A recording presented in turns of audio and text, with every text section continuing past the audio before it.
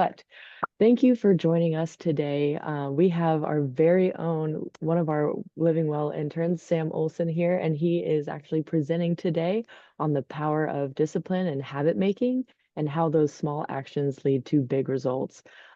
Sam has been with us all semester long, and he's actually in the Corps and is hopefully enlisting or is officially enlisting, not I'm official. listing officer route.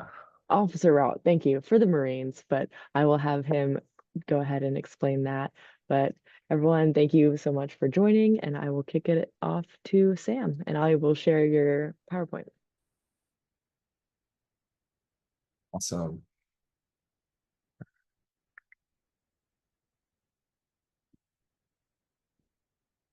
Awesome. So howdy everyone. My name's Sam. I am currently a senior here at Texas A&M, and today I'll be going over the power of discipline and habit making and how those small actions can lead to big results. So I'm currently a community health major, planning on graduating this May, so only in a couple weeks, and I've been a member of the Corps Cadets for the past 4 years, with hopes of joining the Marine Corps after I graduate. Next. Awesome. So today's meeting, we're going to talk about why discipline matters, habit formation science, strategies to implement effective strategies, and overcoming challenges. So this is just kind of going to give you a basic overview and keep it simple to help form those habits for you guys. And then just a quick question for you guys. You guys can put it in the chat or directly message me and we can talk about that stuff towards the end of the meeting. But have you guys ever set a goal? Did it start off strong? And kind of what happened as you kept going on through that progress? Next.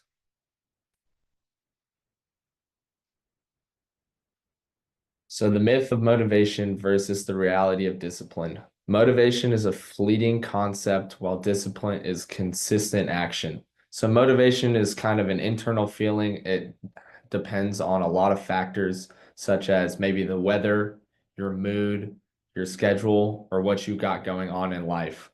Motivation's not always going to be there. It's unreliable because it fluctuates. Discipline ensures action is taken because discipline is a behavior, not as much as a feeling.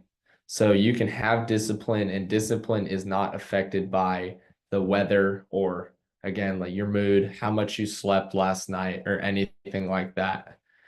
So, and then one quote that my dad always said to me was, "You don't rise to the occasion, you only sink to the level of your training and your preparation."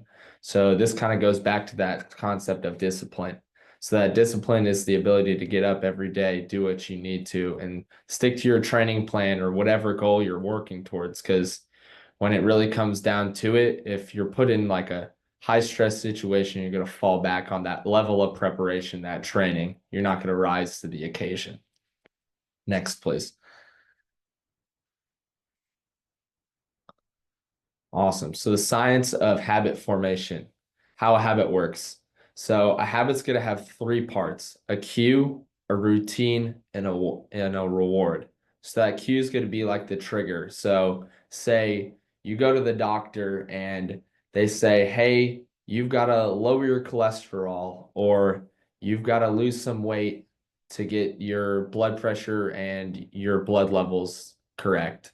So that's gonna be your trigger or your like call to action. So next you're gonna move on to that routine. What's that action you're gonna take? So say that call to action says I need to lose some weight. So my action is going to be to take steps on maybe I'm gonna start working out 3 days a week, or I'm gonna eat one healthy meal a day to kind of balance out my diet and start with those small steps or anything like that. And then that reward is going to be like that outcome. So at the end of that time period that you're either working out a couple days a week or you're adding those healthy meals into your diet, you're going to get that reward of, hey, I lost some weight, or maybe my cholesterol levels are down. And this goes to get into the science of it. The neuroscience is habits create neural pathways in the brain, making actions automatic. So the more and more that you do those habits, the easier and easier they become because that activation energy lowers. So at the beginning, those habits might be hard to implement. It's going to be a change in your routine. But the more and more you do them, the quicker and quicker you're going to get at doing them. So like maybe the first couple times you start running, you're not going to enjoy it or it's hard to get up and get to it. But the more and more you do it, the easier and easier it becomes. And then once that habit is integrated, it requires less effort. So like an example is driving a car. When you first were being taught how to drive a car, it took a lot of thought, super stressful, and there was a lot going on for you. But now if you think about yourself today, driving a car is just one of those things you do every day, and you don't put much thought into it. It's just another action that you do and a part of your daily routine. Next slide, please. So the power of small changes. Small, consistent actions are better than big sporadic events. So you'll see a lot of times with like those New Year's resolutions, people are like, I'm going to start going to the gym 6 days a week, or I'm going to start this new diet and I'm going to do it every single day. And it's a drastic change from what I've been doing. Well, those type of habits really rely on that motivation, which is kind of where they start to peter out. So like it's like that rush to the gym at the beginning of the year. The gym always seems super full for about a month or two. And then once you get more and more into the year, it kind of seems like everyone just kind of falls out and the gym becomes less busy. It's because people started with those big sporadic events and not small, consistent actions. So like eating one healthy meal a day. Say that's your action. Instead of saying, I'm going to change my whole diet, I'm just going to make one small change to my routine. And so I'm going to do that over and over again. And then eventually, when that one small meal becomes part of my routine, maybe then I can say, let's eat 2 healthy meals a day and do the same thing over and over again until you can get to that goal you want. Or like one of my professors, Dr. B, she changed taking the stairs every day. So instead of using the elevator to get to her office, she makes that small change of taking the stairs anytime she goes into her building.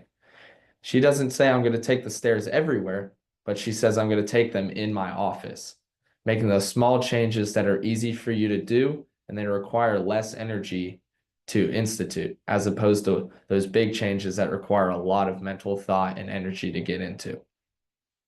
So then again, small, consistent changes will compound over time, creating larger growth. You want to limit the shock to like your overall system. So those big sporadic events, it's a big change. It's a big event in your routine. Those small, consistent changes requires less and less energy over time as you do them. And then you can add in more and more to get those desired results that you have. Next slide, please. And then self-discipline and willpower. Discipline is like a muscle. The more you use it, the stronger it gets. So that kind of feeds into do those small habits and over again, they're going to become easier to do. That really builds on that discipline aspect. The more you're not going to start out as disciplined as maybe you want to be, but over time, if you stick with those habits, you're going to build that discipline. You're also going to build the ease of those habits. And then willpower fatigues.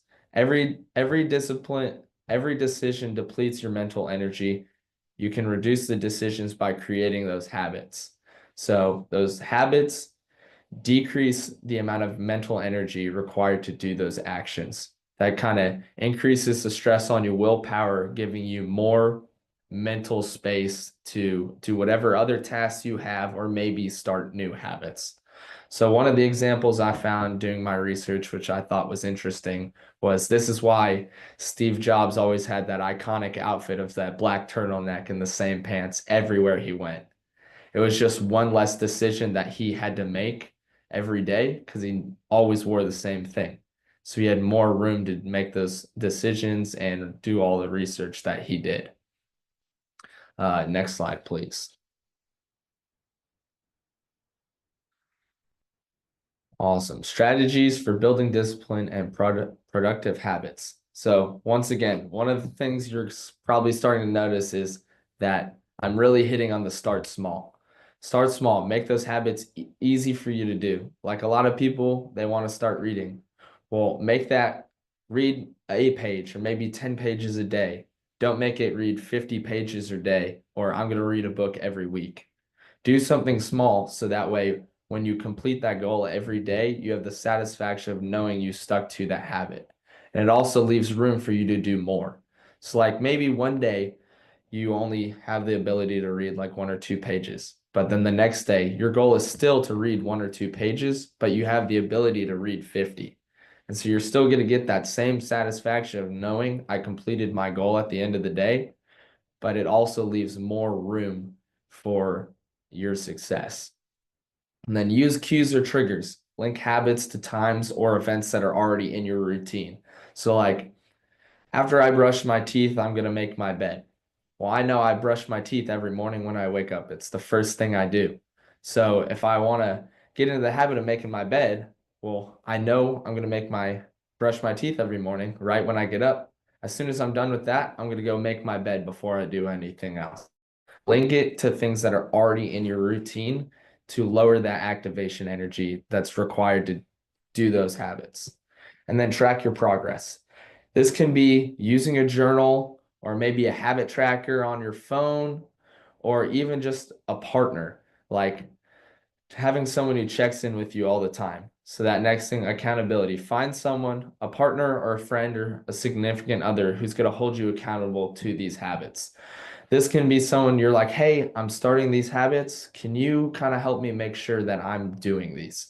So this can be every week or so or every couple days. Hey, how's that habit you're starting going? Or how are your pull-ups going? Have you been doing those so you can get better? What's your total count at now? So someone that it puts the onus on you to live up to when they ask that question. That way it's not an internal battle to do those habits. You have someone else that you is keeping you accountable and that when they ask, you're going to have that want to say, yeah, I'm actually sticking to this. Maybe here's what I've done so far and here's what I've got planned. This is my progress that I'm going. That way it's not just yourself you're holding accountable to, because it can sometimes be a little bit harder to hold accountability just to yourself. When there's an outside person, it can sometimes make it easier because it's another person that you want to show, hey, I'm actually doing this. Here's like the success I've had so far.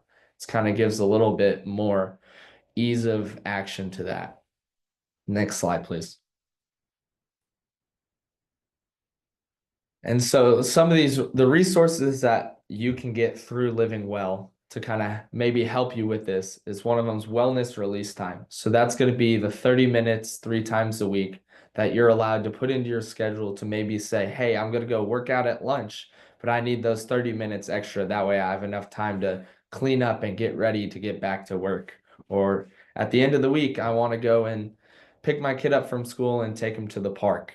I want to go play with him. And so this can be one of those things that you use to help with your habit formation or any of the in-person movement classes. So like the Body Blaster class on Wednesday or like boot camp on Fridays, or we've got pickleball right now. Like any of these type of things, you can use that to help your health habits, any type of habit you have, or our virtual movement classes, like our stretch and de-stress that we hold twice a week in the mornings, or any of those virtual yoga classes, or even like a virtual speaker or presentation like this. Like we've got people coming in all the time to give presentations. Like we had the Basic Balanced Nutrition seminar recently.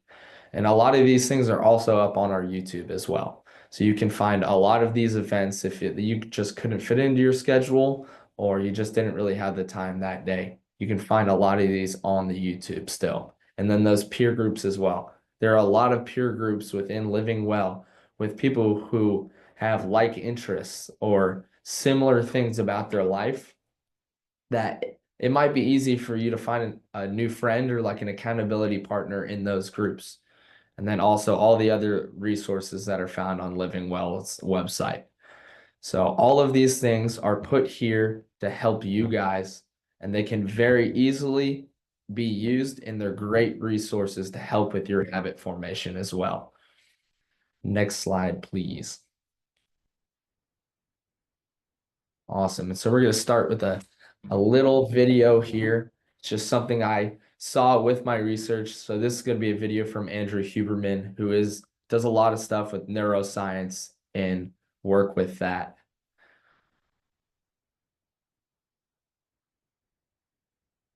Going forward.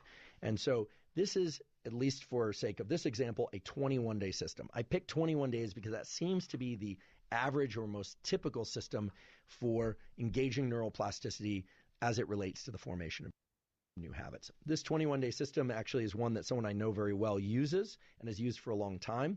They actually use them, their kids use it as well. And it has a certain elegance to it. And I think as I describe it, that elegance will begin to reveal itself. So basically what this involves is you set out to perform 6 new habits per day across the course of 21 days. Why 6 and why 21? Well, we'll talk about that in a moment. But the idea is you write down 6 things that you would like to do every day for 21 days. What phase of the day those things fall into? Well, that will depend on what they are and how they relate to those earlier phase 1, phase 2, phase 3. But for now, 21 days, 6 things per day. However, the expectation is that you'll only complete 4 to 5 of those each day. Okay? So built into this is a kind of permission to fail, but it's not failure, because it turns out that this approach to forming habits is based not so much on the specific habits that you're trying to form, but the habit of performing habits, right? It's the habit of doing a certain number of things per day. So you set out to perform 6. Now, another reason for not necessarily performing all 6 is that some activities probably shouldn't be performed each day. For instance, in my case, if I were to weight train or even run every day, I'm of the sort, or my biology is of the sort, that I don't recover so well. So I wouldn't want to do resistance training every day, but I might want to do it 4 days a week, for instance. So by having 6 things in that list, I could shuffle out that particular activity on particular days of the week and simply do 4 or 5 other activities. So 21 days, you list out 4 to 5 things. So it might be zone 2 cardio, resistance training, sunlight viewing, writing. It could be journaling. It could be learning a language, mathematics. Again, this is going to vary depending on your particular goals and the habits that you're trying to create. But no more than 6, and the expectation is that you're not going to perform more than 4 to 5. If you miss a day, meaning you don't perform 4 to 5 things, there is no punishment.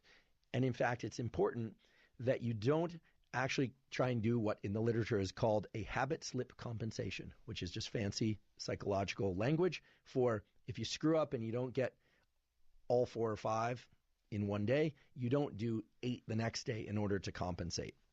This actually brings me back to an example I had from graduate school. I remember when I started graduate school feeling very excited, but a little bit overwhelmed by the amount of things that I had to do because I had to both do research. I was doing coursework at the time. Graduate student stipends, and still now, unfortunately, were depressingly low. So it was financially stressful. There were a number of things happening. And I remember a neurologist, this was at UC Berkeley, a really fantastic scientist and person. His name is Bob Knight. Some of you may know him. I remember I went to him and I asked, what is the process by which someone actually navigates graduate school successfully? And he said, listen, you don't want to do anything or engage in a routine in any way that you can't keep up consistently for at least 5 and ideally 6 days per week. I thought, oh, that's pretty good. And he said, every 4 or 5 years, you might have to update that, but you need to decide what you can do consistently, what you can do every day or at least 6 days a week or 5 days a week. And that was very, very useful to me. And it fits well with this notion of habit slips, that if you happen to screw up and not be able to engage in whatever habits you're trying to learn for whatever reason, that the next day you just get right back on the horse, so to speak. However, there's a really interesting feature from the neuroscience literature and from the psychology literature that says that chunking this 21 days into 2-day bins can be very, very useful. While it is true that the unit of the day that our cells use is a circadian one, a 24-hour clock, there does seem to be something powerful about engaging in particular habits in a particular sequence for 2 days in a row and then resetting. So thinking, okay, I can do this for a day, And if I can do it for a day, I can probably do it for 2 days and then resetting. So every 2 days, you're resetting. So you're kind of chunking this 21 days into a series of 2-day bins in which you are trying to perform 4 to 5 new habits and then completing that 21 days. Now, everything I've described about this 21-day program with 6 things that you're trying to do as new habits and only performing 4 to 5 and not compensating, et cetera, there's nothing neuroscientifically unique about it, except for the fact that it's not just 21 days broken up into 2-day chunks. After 21 days, you stop engaging in this 21-day deliberate 4 to 5 things per day type schedule, and you simply go into autopilot. You ask yourself, how many of those particular habits that I was deliberately trying to learn in the previous 21 days are automatically incorporated into my schedule? How many of them am I naturally doing? In other words, every 21 days, you don't update and start adding new habits. You simply try and maintain the ones that you've built in that first 21 days. And this, I think, is extremely important because in all of the habit literature that I could find, sure, there was a lot of psychological data, neuroscience data, behavioral science data around here's how you form a habit, here's how you break a habit. There was even some kind of tests for whether or not a habit had really achieved context independence, whether or not it was a strongly formed habit. But there wasn't a lot of information, at least by my search, of what to do once you've formed a habit and how to evaluate whether or not that habit is likely to persist long into the future. So here's the idea. You set out these 6 things that you would like to learn or that you would like to acquire in your life, these habits. You only expect that you're going to perform 4 or 5 each day. You do that for 21 days. Again, if you miss a day, you just hop right back on the next day. However, you should think about the functional units within this 21-day period as 2 days. You're going to try and nail 4 to 5 of these things for 2 days. If you happen to get all 6, great, but that's not necessarily required. So you can do it for 2 days, then reset 2 days, then reset 2 days. And then in the next 21 days, you're not trying to acquire any new habits. You're not going to throw in 6 more habits that you want to learn. You're simply going to assess how well, how deeply you've rewired your nervous system to be able to perform those 6 habits of the previous 21 days. And this is extremely useful, I believe, because it will allow you to assess whether or not you can indeed make room, if you even have room, I should say, for more habits, right? Many people are trying to cram so many new behaviors into their nervous system that they don't stand a chance of learning all those behaviors. What you may find is that you kept up 2 of those things very consistently throughout the 21 days. And perhaps there was one of them that you did sporadically, and that there were 3 others that, frankly, you didn't manage to execute. You may also be one of these people, one of these mutants, that sets out to do 6 new things per day for 21 days and performs every single one of them. Terrific. More power to you. In that case, for the following 21 days, let's see whether or not you can continue to perform those very same 6 things every day for 21 days. And then, and only then, would you want to add more habits in. So you could repeat this 21-day process, 21 days of new habit, 21 days of testing those new habits as whether or not they're reflexive or not. You could do that forever if you wanted. But the idea is that this isn't something that you're doing all year long. It's that you, perhaps starting the new year, or regardless of when you're listening to this, you set out to make that 21-day really the stimulus period in which the habits get wired in. And then the following month, and maybe even the following months or periods of 21 days, are really the kind of thermometer or the test bed of how well you've embedded those particular habits. And if indeed you want to continue to add new habits, or you find that certain habits that you weren't able to embed in your nervous system and make reflexive, you want to then bring those in, fantastic. But it's only once you've achieved all those 6 habits as reflexive that you would move forward. And I think this sort of system, while it could have been replaced with many other different systems, again, there's nothing holy about the system, but this particular system has a number of features: the lack of compensation for missed days, the fact that it's a fairly high intensity program for 21 days, but then you test yourself, a kind of a competition test with yourself, if you will. Those features and the fact that habit slips, missing of particular habits and not doing all 6 is kind of built into the system, I think makes it a very reasonable one. It's very adaptable to the real world. And I think it's one that, provided you obey the phase 1, phase 2, phase 3 type system that we talked about earlier, you collapse these 2 Awesome. programs That's perfect there, into one Bill. another, which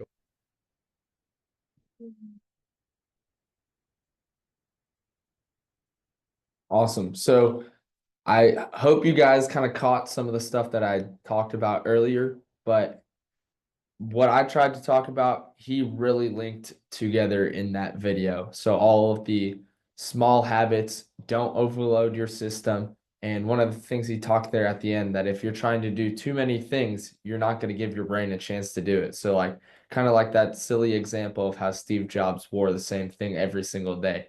It was one less thing that he didn't overload his brain with. And so later on in that video, he kind of goes through some of the common pitfalls of habit formation. So like procrastination, that's a big thing with all age areas and every stage of your life. But one of the things that I've found in my research is it's called the 5-second rule. So I know that's usually associated with like dropping your food on the ground, but this 5-second rule is a little bit different. So if you're having a little bit of a hard time, maybe like getting up at your alarm or starting that habit, use the 5-second rule. Count down from 5, and then at the end of that countdown, get up and get into that action. So what that does is, as you're counting down from 5, it really focuses on you get focused on that counting down from 5, and it kind of takes everything else that was clouding up your brain and keeping you from doing that action. It takes it away because you're focused on that counting from 5. So that kind of lowers the activity in your brain and all the things that you're thinking about. So it makes it a little bit easier to engage in that habit. And then perfection. Focus on the progress over perfection. So nothing you ever do is going to be perfect, right? But if you focus on that progress and you keep consistent with what you're doing, you can look back at where you started, and then you can look back at where you are now, and you can see how far you've come. So a lot of people will get caught up on like, I don't see the results. Like, how is this helping me? Well, if you think about it this way, if you look in the mirror one day and then you go work out the next, and then you look in the mirror again, you're not going to see really any change. But say you have like a progress picture at the beginning, and then 4 months later, or even like 8 weeks later, you look at the mirror again. You're going to be able to tell that there's a difference there if you kept consistent with those habits. So don't really focus on what you can see day to day, but keep consistent with those habits and do those progress checks at a certain interval that you feel comfortable with. Like say, I'm going to check in on how my progress has gone every 4 weeks. How far have I come from where I started? And then with bad habits as well. So sometimes bad habits can get in the way of kind of replacing those good habits. So like an easy example is like with dieting. So like say I've got a bad habit of eating a bunch of junk food and stuff. That can get in the way of maybe starting to eat healthy. Well, one of the things that he talks about later in that video is linking good habits with bad habits. So if you've got a bad habit of getting on your phone while you're trying to study or something, or getting on your phone while you're working, well, when you get on that phone, link it with a good habit. So say I've been studying for 30 minutes and then I picked up my phone and oh, dang it, that's one of those habits I was trying to break. Well, now I'm gonna go eat a healthy snack, or I'm gonna go do 10 push-ups, and then I'm gonna get back to work. And so kind of linking it like that, because over time, you are going to link that bad habit with the good habit. And it's going to it takes away in your brain the negative connection that you have with that bad habit, because you're going to start to associate it with the good habit that you've been enacting every time you did that bad habit. So it's going to take away the negative connotation with that bad habit, and it's going to lower the likelihood of you actually doing that habit, which I found that super interesting listening to his video. Next slide, please. And then I will also drop the link in the chat at the end of this presentation with that video. That way, if you guys want to go back and watch the whole thing. And then real world examples. So one of like an athlete, Kobe Bryant, he would be at the gym at 4 a.m. every day, even though he was arguably one of the best to ever do it. He was in the gym at 4 a.m. every day working on his craft. And one of the things I really look back on for him is there's a video of him when he's at the Olympics after they've won one of the big games, and they're talking to him and they're like, "Hey, so how does it feel? Does it feel great that you guys won this game. And his response to the reporter is that the job's not done yet. Like, there's no need to celebrate now because the job's not done. We haven't won the whole thing yet. And so, like, kind of that mentality of, I'm going to have my success, but it's not going to hinder me in my track to get to my goal. So you don't get caught up on the success, but stay with that discipline. Like, you're going to get that motivation, or you're going to get that happiness. Oh, I'm doing great. I got success from that, but keep with the discipline. And then in business, Jeff Bezos, he founded Amazon, which is now one of the biggest companies in the entire world, out of just a small idea he had with selling books online to share books with people. And he started out of a garage, and now you've got warehouses all over the country that ship everywhere. And then just an everyday example, a student who studies 20 minutes every day instead of cramming the night before a test is overall going to be more successful. So it's just taking those little steps. So that student studied 20 minutes every day, which that doesn't seem like a whole lot of time, but over a period of maybe 4 weeks in between tests, that's going to be more time compounded than if I just stay up and cram the night before. And it's all about those little actions. And next slide, please. And then action plan. So this is something you can respond with in the chat or kind of write down for yourself. Like, what is one small habit you can commit to today? And then how will you track it? And how will sticking to this habit affect your health? So you guys can put this in the chat or even unmute your mics if you feel brave enough to share with everyone.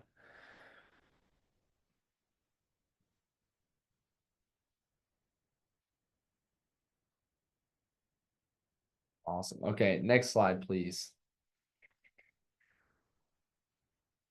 And then the conclusion to this. Success is built on consistent habits and actions. So doing those small habits every single day are going to make baby steps each time you do them to get to where your goal is. So keeping up with those habits, keeping up with that action is going to get you to where you want to be. And then having a system or routine will trump willpower and enforce positive behaviors. So creating that routine for yourself that you'll do every day, or having a system like having someone who is going to check in on you every so often is going to help you get towards the goals. It's going to keep you on track and keep you going with those habits. And then one thing also that I've heard all the time growing up is the best time is to start now. There's no better day to start than today, because you could always say I'll start yesterday, or I should have started yesterday. I could start tomorrow, but the best time to start is now, because you're not going to get any more time than you have at the current moment. So next slide, please. Awesome. Questions and answers. Sweet. So what's one takeaway you can apply today? And then what challenges have you faced with habit building, and what resources do you have to assist you? If you guys would be willing, please unmute your mics if you do have answers. We did talk about some of this in the presentation today, so.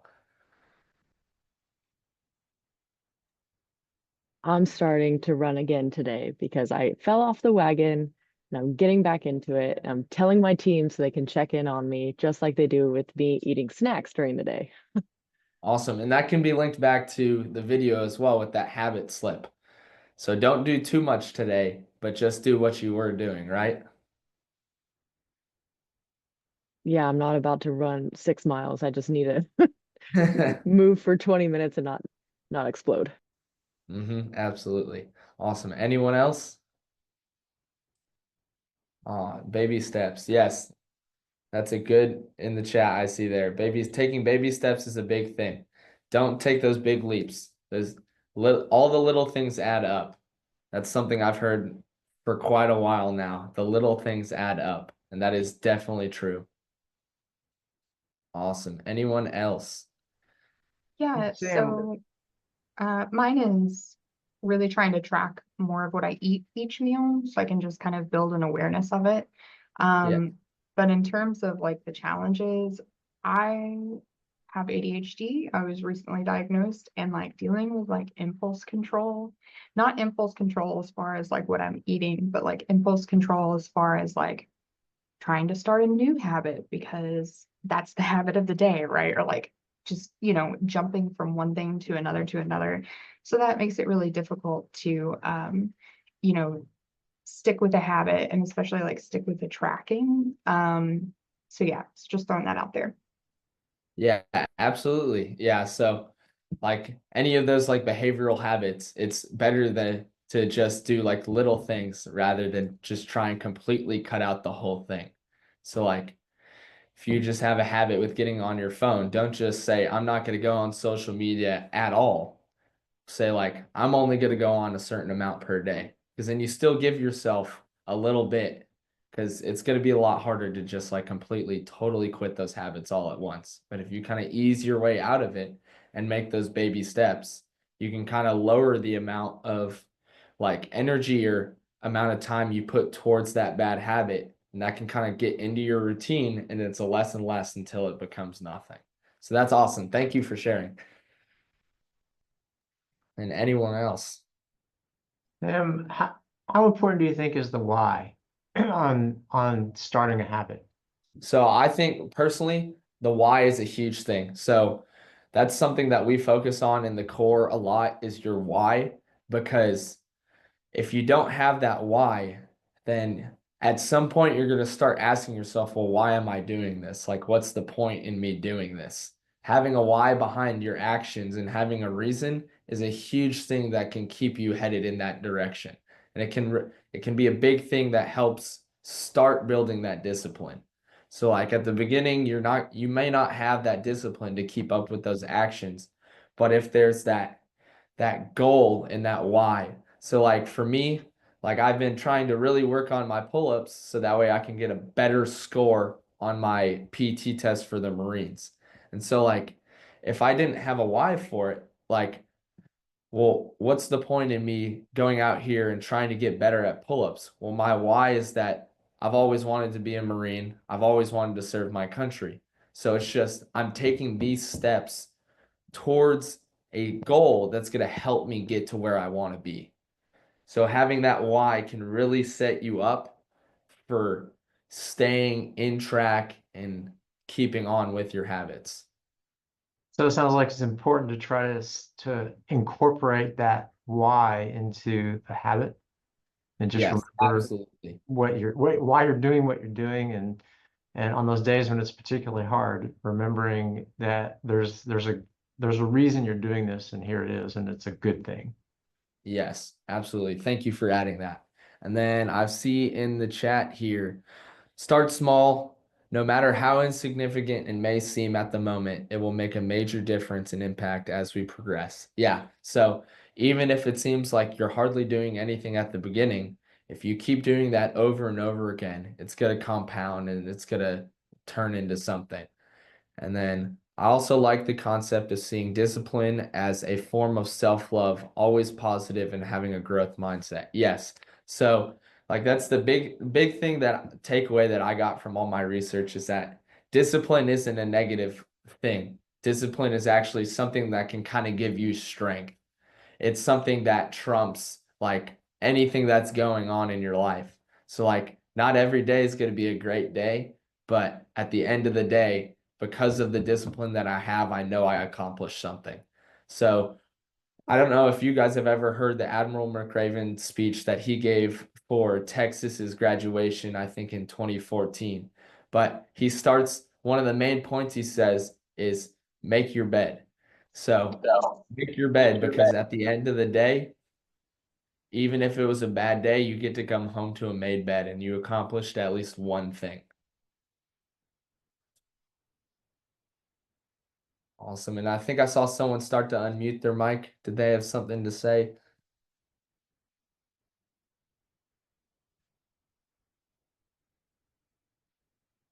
Okay, and then there's a couple more things.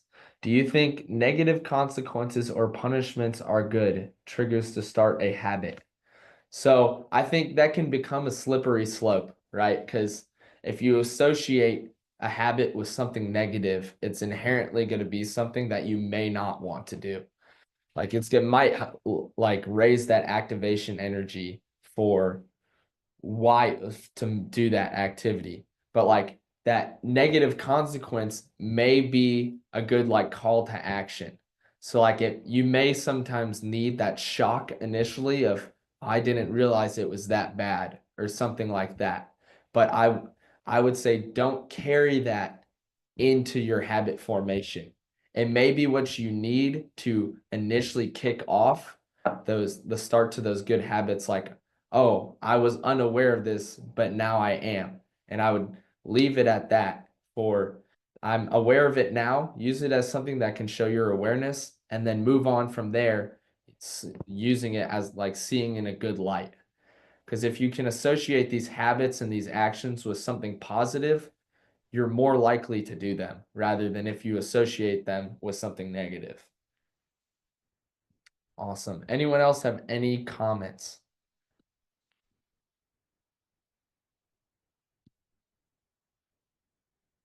Awesome. And then next slide, Belle, please. So thank you guys. It's been a pleasure and an honor getting to share what I've learned and I've found with you guys. So I think this was super influential for me, getting to learn all this and connect the dots between everything.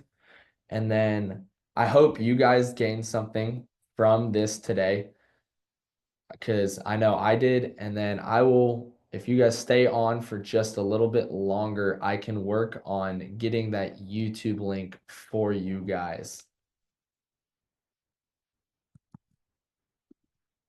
Awesome. And then are there any last minute questions about anything? So I just dropped that YouTube link in the chat, and then any last minute questions or comments or concerns you guys have. I thought this was great. It got me re-inspired. I don't want to say motivated, but it definitely makes me want to have more discipline to accomplish my goals. So thank you.